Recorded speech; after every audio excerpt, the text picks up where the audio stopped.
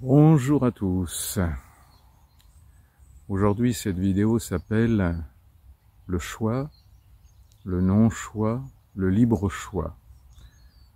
Si vous êtes engagé dans un parcours spirituel, vous allez entendre un jour ou l'autre ces mots, le libre choix, le non-choix, le choix. En effet, notre vie, elle est basée sur des choix. Nous avons sans arrêt, depuis notre naissance, fait des choix judicieux et des choix beaucoup moins judicieux. Donc l'important, c'est de comprendre cette notion de choix, de non-choix et de libre choix. Nous avons en effet au niveau divin, au niveau de Dieu, au niveau de notre Dieu personnel, toujours le libre choix d'aller dans la direction de notre âme, de notre destin, de notre chemin de vie, ou au contraire, de s'en éloigner. La différence est toujours la peur ou l'amour. Dès que je suis dans la servitude de ma peur, de mes peurs, toutes sortes de peurs, je ne peux pas être dans le choix juste. Le choix juste qui me correspond, qui n'est pas un choix de tout le monde, qui n'est pas un choix collectif, c'est un choix individuel qui s'inscrit dans un collectif, mais c'est toujours un choix individuel. Ça peut être un choix même dans une religion, mais ce choix doit rester et doit devenir au moins individuel. Donc le non-choix, c'est tout simplement que notre destin, notre âme, notre mission de vie est unique, et soit nous nous en éloignons, et nous allons payer le prix, nous allons avoir des difficultés supplémentaires dans la vie, pourquoi pas des maladies dans le corps, ou soit nous revenons régulièrement vers ce chemin de vie tracé en nous, ce non-choix, et à ce moment-là, la paix, la joie de vivre, la joie profonde de vivre, pas la joie exubérante bien sûr, la joie profonde de vivre, la joie d'être là où on doit être, en s'amusant de la vie, une vie très sérieuse, mais toujours dans un jeu. Donc ça peut être ces non-choix ou des mauvais choix, ça peut être par exemple de ne pas vouloir s'engager. C'est évidemment un choix qui va être avec un prix à payer de plus en plus élevé jusqu'à temps qu'on accepte enfin que l'engagement fait partie de notre destin. L'engagement avec un conjoint, l'engagement avec des enfants, l'engagement avec un métier, l'engagement avec quelque chose à donner sur cette terre, dans cette incarnation. Donc chaque fois que nous voulons éviter quelque chose qui va nous faire entre guillemets souffrir, mais souffrir dans le sens d'épreuve et non pas souffrir dans le sens du manque, dans le sens psychologique du terme.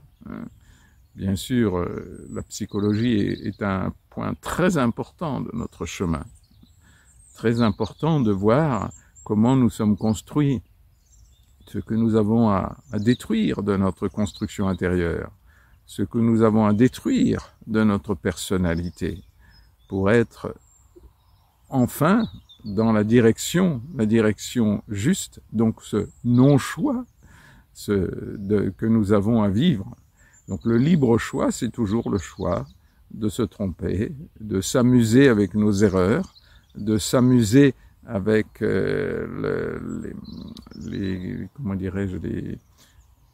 les épreuves, les douleurs que nous allons vivre pour nous ramener vers notre chemin. Et notre chemin est souvent bien modeste. Il n'est pas question de croire que nous avons tous un chemin gigantesque. C'est un chemin gigantesque pour notre âme, ça je vous le garantis, parce que le prix à payer est quand même toujours énorme, hein. Mais c'est pas forcément un chemin gigantesque par rapport aux médias, par rapport à des êtres qui ont un destin très particulier. Donc ce libre choix, c'est vraiment la liberté intérieure d'aller vers notre destin, d'aller vers ce que nous avons à donner, tout en respectant des règles divines, des règles de construction intérieure. Et il va falloir, bien sûr, à certains moments, faire des choix, mais des choix qui sont notre destin. C'est pas des choix comme ça, au hasard, même si des fois le hasard fait bien les choses. Donc nous avons plein de signes à observer dans notre vie qui nous amènent à revenir dans notre chemin de vie.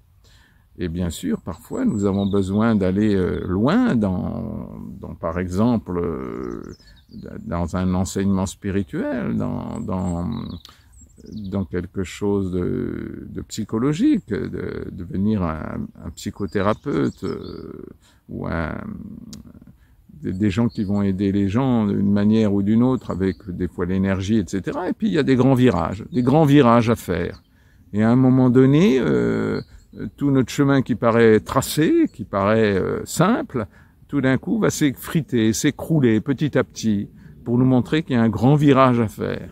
Et c'est là que il va falloir du courage pour dire bon ben maintenant c'est pas que je me suis trompé, non, c'est juste que j'ai un grand virage à faire et je vais garder tout ce que j'ai appris par mes expériences, que ce soit des expériences de thérapeute par exemple. Je vous garantis que si je n'avais pas été psychothérapeute pendant des années, je n'aurais pas la conscience que j'ai aujourd'hui. Et pourtant, c'était indispensable dans mon chemin, mais pour beaucoup mieux comprendre comment je fonctionnais moi-même et comment fonctionnaient les autres. Et donc, ça m'a appris l'amour de la différence et l'amour de ma différence, pour me montrer que mon chemin, il est ce qu'il est, il est unique. Par exemple, j'avais ce côté de construire des maisons. J'ai construit 5 maisons, plus ou moins grandes bien sûr, hein, et des cabanes et tout ça. Et je me sentais vraiment joyeux dans la construction. Chaque fois que je construisais quelque chose, de mes mains avec beaucoup d'aide bien sûr, je me rendais compte que ça me faisait du bien, etc. Et puis aujourd'hui, je vois bien que c'est plus mon chemin. Il faut que j'arrête de construire. Et voilà, j'ai autre chose à faire et encore un virage. Et il y en a eu des virages dans ma vie, j'en ai eu plein. Donc il faut savoir les prendre. Des fois, il faut savoir quitter quelqu'un. Des fois, il faut savoir s'engager avec quelqu'un. Des fois, il faut toujours aller vers le bonheur, comment dirais-je, l'amour de soi qui est indispensable, mais pas l'amour de ce qu'on fait.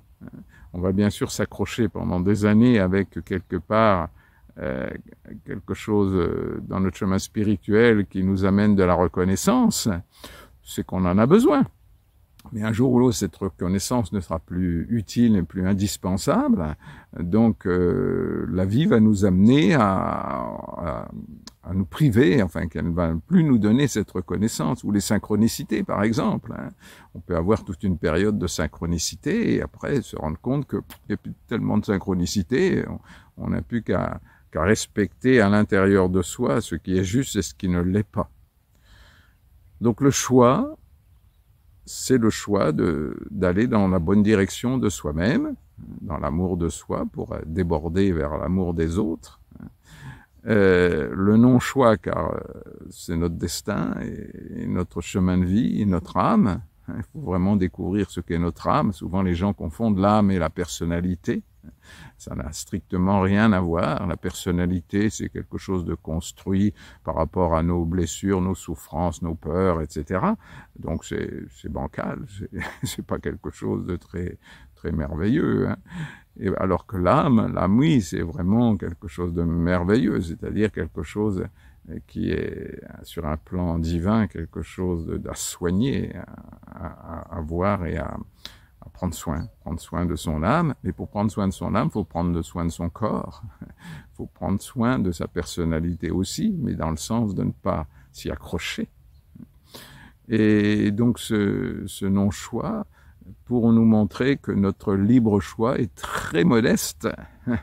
Il n'est que là pour nous apprendre à lâcher prise, à aller vers quelque chose qui nous est dicté de l'intérieur, pour se rendre compte de quelque part que nous avons tous un corps de lumière autour de nous. Je ne veux pas rentrer dans les détails de tout ce corps de lumière, mais simplement imaginer que ce corps de lumière nous guide sans arrêt et que nous avons besoin d'être l'élève modeste de ce corps de lumière pour faire ce que nous avons à faire, ce que nous avons à donner dans le choix que nous avons fait avec notre âme avant de nous incarner, dans ce non-choix qui nous évite d'aller n'importe où et que c'est pas notre destin et c'est sûrement pas à copier sur le dessin de quelqu'un d'autre. Et le libre choix, car on a toujours le droit de se tromper, de tomber, de se faire mal, d'avoir des manifestations dans notre corps ou ailleurs qui nous montrent que notre libre choix n'était pas vraiment juste à ce moment-là. Voilà, j'ai essayé de faire une vidéo sur ce choix, ce non-choix et ce libre choix. À vous de découvrir le vôtre. Et n'oubliez jamais d'aller vers l'amour de vous-même, l'amour de votre corps, l'amour de vos besoins et non pas forcément de vos désirs, pour vous libérer de tout ce qui est infantile, pour que vos désirs se transforment en une dimension plus subtile, plus généreuse, et qui soit moins dans votre égocentrisme personnel. Mais c'est ça la joie de vivre, c'est ça l'amour de soi, c'est de respecter là où on en est et de continuer à grandir vers notre destin, et toujours avec des épreuves, toujours avec des douleurs et tout ça, mais dans la joie d'être dans la bonne direction.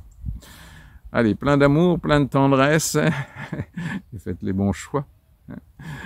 Je vous embrasse. Au revoir, et toujours du soleil dans votre cœur. Au revoir.